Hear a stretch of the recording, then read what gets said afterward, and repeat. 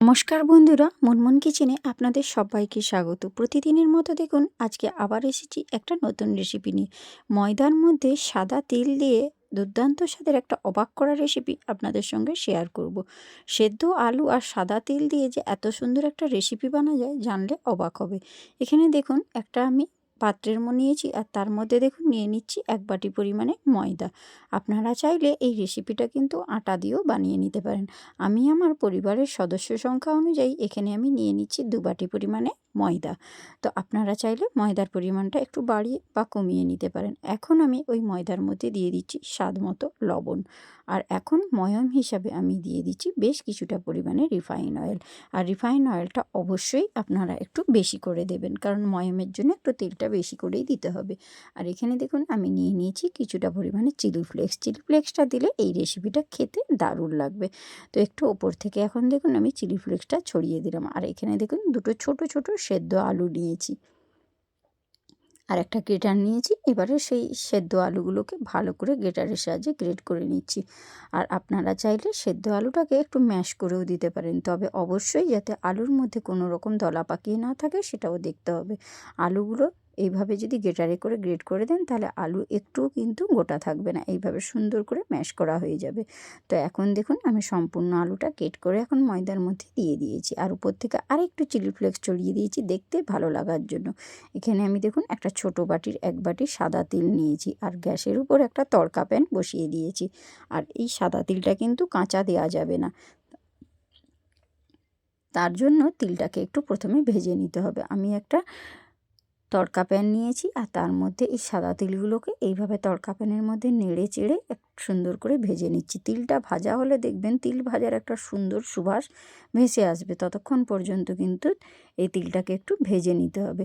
আর কাঁচা তিলের দেবেন না, তিলটাকে একটু একটু লাল লাল করে ভেজে নেবেন। দেখুন আমি ঠিক এই রকম লাল লাল করে ভেজেছি, আপনারা দেখুন, দেখলেই বুঝতে পারবেন। আমি কিন্তু এখন গ্যাসটা বন্ধ করে দিয়েছি আর তিলটা একটু ঠান্ডা করে নিচ্ছি।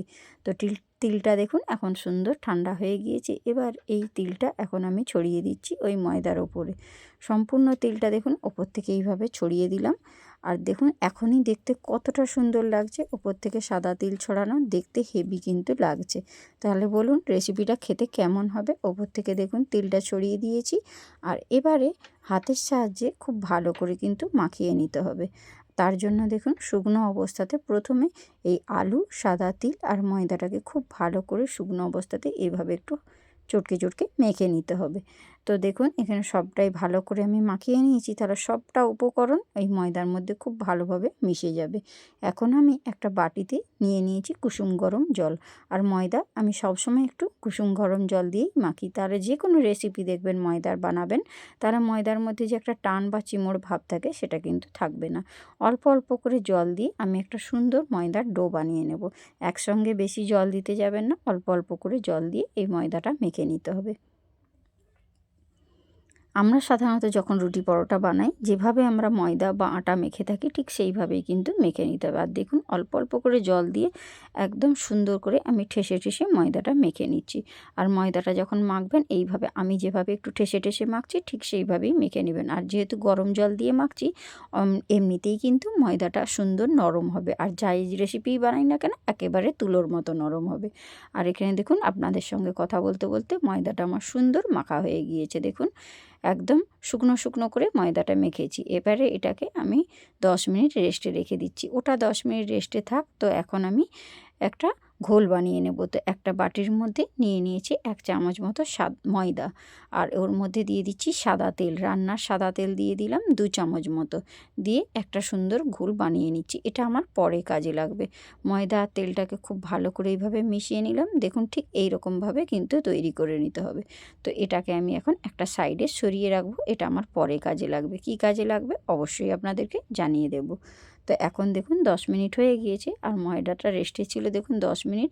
আর গরমভাবেই কিন্তু আমি ঢাকনা দিয়ে দিয়েছিলাম, তার জন্য দেখুন ময়দাটা আরও সুন্দর নরম হয়ে গিয়েছে। আর একটু হাতে করে এইভাবে ঠেসে ঠেসে মেখে নিচ্ছি। দেখুন ময়দাটা এক্কেবারে সুন্দর নরম হয়েছে। তো এবারে এখান থেকে আমি কিন্তু মিডিয়াম সাইজের করে লেচি কেটে নেব। খুব বেশি বড়ও নয় আর খুব বেশি ছোটও নয়। ঠিক যেভাবে আমরা রুটি পরোটা বানানোর সময় লেচি কাটি ঠিক সেইভাবেই লেচিগুলোকে কেটে নিতে হবে। রেসিপি যদি ভালো লাগে অবশ্যই আপনারা বন্ধুদের মধ্যে শেয়ার করে দিবেন, আর অবাঞ্ছিত ভুল ত্রুটি আমার মার্জনা করবেন। কোথাও যদি বলাতে আমার কোনো ভুল হয়ে থাকে অবশ্যই আপনারা একটু মার্জনা করে দেবেন, আর বন্ধুদের মধ্যে শেয়ার করে দেবেন যদি রেসিপি ভালো লেগে থাকে। প্রত্যেকটা লেচি দেখুন এইভাবে হাতের সাহায্যে পাক দিয়ে দিচ্ছি, কারণ পাক না দিলে কিন্তু এই অসমানগুলো থেকেই যাবে। সুন্দরভাবে দেখুন আমি পাক দিয়ে দিয়েছি। এবারে আমি এখানে এই কাটিং বোর্ডের উপরে একটু ময়দার গুঁড়ো ছড়িয়ে দিয়েছি, আর দিয়ে একটা লেচি নিয়ে নিয়েছি। সুন্দর করে আগে প্রথমে একটা রুটি বেলে নেব। যখন আমরা রুটি বেলি ঠিক সেই রকমভাবেই প্রথমে আগে রুটিটা বেলে নিতে হবে, আর রুটিটা যেন একদম পারফেক্টভাবে গোল হয় সেটাও কিন্তু আপনারা অবশ্যই খেয়াল রাখবেন। আঁকা বাঁকা কিন্তু বেললে চলবে না। তো এখানে দেখুন সুন্দরভাবে গোল করে বেলে নিয়েছি, আর আমি যে ময়দা আর তেল দিয়ে যে ঘোলটা বানিয়ে রেখেছিলাম এবারে সেটাকে ওপর থেকে এইভাবে হাতের সাহায্যে বুলিয়ে দিলাম। দেখুন সুন্দর কিন্তু বুলিয়ে দিয়েছি। এবারে একটা ছুরি দিয়ে এর মাঝ বরাবর একটা কাট লাগিয়ে দিয়েছি, একটা সাইডে কাট লাগিয়েছি, আর এইভাবে কিন্তু ঘুরে ঘুরে দেখুন আমি কিন্তু মুড়ে নিচ্ছি একদম রোল করে। আমি কিন্তু সবটা বোঝানো যায় না, আপনারা আমার হাতের দিকে লক্ষ্য রাখুন তাহলেই বুঝতে পারবেন যে আমি এটাকে ঠিক কীভাবে মুড়লাম। তো দেখুন একটা ফুলের মতো তৈরি হয়েছে দেখুন। এবারে এটাকে ওপর থেকে হাত দিয়ে এইভাবে চেপে দেব। সুন্দর করে চেপে দিয়ে দেখুন একটা লেচির মতো তৈরি হয়ে গেল। দেখুন কত সুন্দরভাবে তৈরি হয়ে গেল। এবারে এটাকে আমি হাতে করে চেপে চেপে একদম সুন্দর একটা লেচি বানিয়ে নিয়েছি। এবারে বেলুন চাকি দিয়ে এটাকে আমি গোল করে বেলে নেব। সুন্দর যাতে গোল হয় সেটাও একটু লক্ষ্য রাখবেন বন্ধুরা। এইভাবে যদি একটু ঘুরিয়ে ঘুরিয়ে বেলেন দেখবেন সুন্দর কিন্তু অটোমেটিক গোল হয়ে যাবে। এইভাবে গোল করে বেলবেন, আর খুব বেশি পাতলা করে বেলতে যাবেন না, আর খুব যে মোটা রাখবেন সেটাও কিন্তু নয়। আর কীরকম পর্যায়ে বেলতে হবে সেটা আমি আপনাদেরকে দেখিয়ে দিচ্ছি। দেখুন সুন্দর করে আমি গোল করে বেলেছি। তো খুব বেশি মোটাও হয়নি আর খুব বেশি পাতলাও হয়নি। দেখুন আমি তুলে একটু দেখিয়ে দিলাম, ঠিক এই রকম পর্যায়ে আপনাদেরকে বেলে নিতে হবে। তো এখন আমার একটা বেলা হয়ে গিয়েছে, এটাকে এখন একটা সাইডে সরিয়ে রেখে দিচ্ছি। তো আপনারা নিশ্চয়ই বুঝতেই পারছেন যে আমি আজকে কি বানাচ্ছি। আজকে আমি তিল পরোটা বানিয়ে দেখাচ্ছি। পরোটার অনেক রকম রেসিপি আমার চ্যানেলে রয়েছে, যদি ভালো লাগে অবশ্যই ঘুরে আসতে পারেন। তো আজকে আমি সাদা তিল দিয়ে পরোটা বানিয়ে দেখাবো। তিল পরোটা খেতে অসাধারণ লাগে শীতের দিনে। তিলের অনেক রকম রেসিপি হয়, তিলের পিঠে হয়, তো আজকে আমি তিল দিয়ে পরোটা বানিয়ে আপনাদেরকে দেখালাম। তো এইভাবে দেখুন আমি আবারও একটা বেলে আপনাদেরকে দেখিয়ে দিচ্ছি। তো আগে প্রথমে আমি কিন্তু তেলটা বুলাইনি, তেলটা আমি পরে বুলালাম। যে ময়দা তেলের যে ঘোলটা আমি বানিয়ে রেখেছিলাম ওটা আমি পরে বুলাচ্ছি। তো এটা আগে বা পরে যখনই বুলাক তার জন্য কোনো সমস্যা নেই। তো এইভাবে কেটে নেবেন, মাঝ বরাবর কেটে নিয়ে ঠিক এইভাবে কিন্তু ঘুরিয়ে নেবেন, দেখবেন একদম ফুলের মতো তৈরি হবে। দেখুন একটা ফুল মনে হচ্ছে না, ঠিক সেইভাবেই এবারে ওপর থেকে হাত দিয়ে এইভাবে চেপে দেবেন। চেপে দিয়ে দেখবেন এরকম সুন্দর একটা লেচি তৈরি হয়ে যাবে। দেখুন সুন্দর একটা লেচি তৈরি হয়ে গিয়েছে। এইবারে এই লেচিটাকে এবার সুন্দর করে গোল করে বেলে নিতে হবে। এবারে সুন্দর করে গোল করে বেলে নিচ্ছি, তারপর আমি এগুলোকে ভেজে নেব। তো রেসিপিটা পুরোটা দেখুন, দেখলে আপনারা বুঝতে পারবেন যে আমি ঠিক কিভাবে এগুলো তৈরি করছি। বানানো কিন্তু একদম সোজা, আপনারা একবার যদি দেখেন যে কেউ বানিয়ে নিতে পারবেন, কোনো রকম সমস্যা নেই। খুব সহজভাবে বাড়িতে থাকা উপকরণ দিয়ে কিন্তু সহজেই বানিয়ে নেওয়া যায়। তো একবারে দেখুন এইভাবে সুন্দর করে আমি কিন্তু গোল করে বেলে নিলাম। তো খুব বেশি মোটাও বেলিনি আর পাতলাও বেলিনি। এবারে দুটো পরোটা বেলে নিয়েছি। একসঙ্গে বেশি বেলতে যাবেন না, দুটো দুটো করে বেলে কিন্তু দুটো দুটো ভেজে নিতে হবে। আমি গ্যাসের উপরে একটা ননস্টিক তাওয়া বসিয়ে দিয়ে তাওয়াটা বেশ ভালো করে গরম করে নিয়েছিলাম। তারপরে আমি বেলে রাখা একটা পরোটা এর মধ্যে দিয়ে দিলাম। দিয়ে উল্টে পাল্টে প্রথমে আগে একটু সেঁকে নিচ্ছি। তিল পরোটাটা খেতে দারুণ লাগে, আর যখন এই তাওয়ার মধ্যে যখন সেঁকবেন তিলটা, ভাজা তিলের একটা সুন্দর সুবাস ভেসে আসবে বন্ধুরা। আপনারা যখন বানাবেন তখনই বুঝতে পারবেন কত সুন্দর একটা সুবাস ভেসে আসছে, তিল ভাজার একটা সুন্দর গন্ধ। উল্টে পাল্টে প্রথমে আমি এই পরোটাটাকে সেঁকে নিতে হবে, তাহলে দেখবেন একটু কম তেলেই পরোটাগুলো ভাজা হয়ে যাবে। আর দেখুন উল্টে পাল্টে সুন্দর করে সেঁকে নিয়েছি। একটু যখন লাল লাল এরকম কালার এসেছে তখন আমি ওপর থেকে একটু তেল ছড়িয়ে দিচ্ছি, আর খুন্তির সাহায্যে তেলটা সমস্ত পরোটার গায়ে এইভাবে বুলিয়ে দিচ্ছি, আর উল্টে পাল্টে দেখুন একদম পরোটাগুলোকে লাল লাল করে ভেজে নিচ্ছি। আর প্রতিটা খামলে যখন এই তিলটা মুখে পড়বে খেতে যে এত সুন্দর লাগে বন্ধুরা, আপনারা না বানালে বিশ্বাসই করবেন না। একবার হয় অন্তত বানান, বানিয়ে আমাকে কমেন্ট বক্সে কমেন্ট করবেন যে কেমন হয়েছিল। তো দেখুন একটা পরোটা সুন্দর লাল লাল করে আমার ভাজা হয়ে গিয়েছে, এটাকে আমি তুলে দিয়েছি। একই রকমভাবে আমি আবার একটা পরোটা দিয়ে দিয়েছি।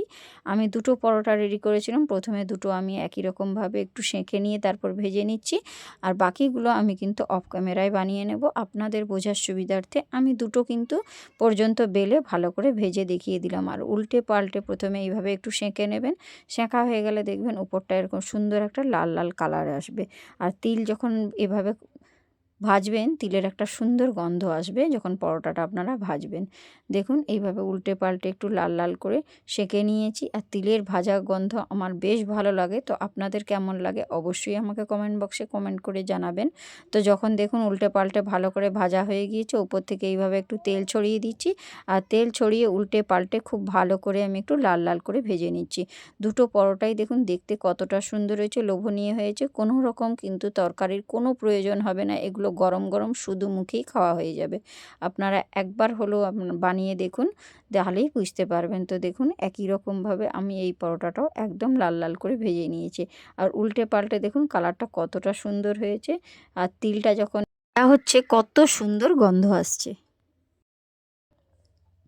তো দেখুন একই রকমভাবে বাকি পরোটাগুলো আমি ভেজে নেব, আর ভেজে নিয়ে সবগুলোই এখন একটা প্লেটের মধ্যে সাজিয়েছি। দেখুন কত সুন্দর লাগছে, তিলগুলো কিন্তু কত সুন্দর দেখতে লাগছে। প্রতিটা খামলে কিন্তু এই ভাজা তিলগুলো যখন মুখে পড়বে খেতে দারুণ লাগবে। একবার এইভাবে তিল পরোটা বানিয়ে দেখুন, তারপর আমাকে কমেন্ট বক্সে কমেন্ট করবেন। রেসিপি যদি ভালো লাগে অবশ্যই বন্ধুদের মধ্যে শেয়ার করে দেবেন, আর আমার চ্যানেলে নতুন হলে চ্যানেলটা সাবস্ক্রাইব করে আমার পাশে থাকবেন, আর বেল আইকনটা প্রেস করে দেবেন, যাতে আমি যখনই ভিডিও আপলোড দেব সবার আগে আপনাদের কাছে পৌঁছে যাবে। তো দেখুন পরোটাটা কত নরম হয়েছে, একেবারে হাতের মুঠোয় এসে যাচ্ছে, এতটাই সুন্দর হয়েছে। তো আমি একটু কেটে আপনাদেরকে অবশ্যই দেখিয়ে দেব। তো দেখুন তার আগে আমি পরোটার নরমটা দেখিয়েছি কত সুন্দর।